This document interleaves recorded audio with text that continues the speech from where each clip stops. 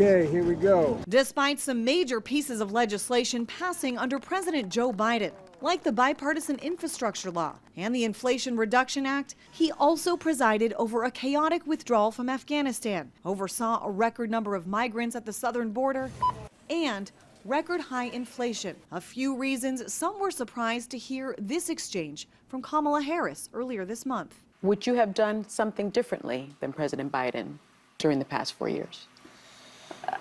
There is not a thing that comes to mind. Former President Trump even playing that clip at rallies. 85% wrong direction. What would you do differently? Well, I can't think of anything now.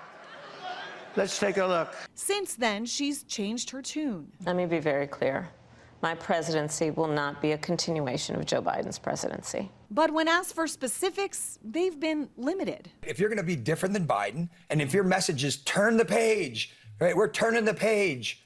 Like, you got to give some specific answers how you're going to turn the page. The vice president focusing her responses mostly on how she differentiate herself from Donald Trump. He's going to sit there unstable, unhinged, plotting his revenge, plotting his retribution, creating an enemies list.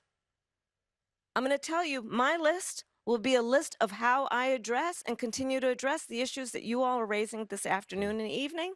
It will be a to-do list. She said in the past she'd prefer not to criticize her former boss. What is one policy that you would have done differently over these last 3.5 years than President Biden? I mean, to be very candid with you, even including Mike Pence, vice presidents are not critical of their presidents. But with less than 2 weeks until Election Day, and with both national and battleground state polls showing her slightly sliding, some worry her lack of specifics could lead to a loss in votes. I'm Christine Frizzell reporting.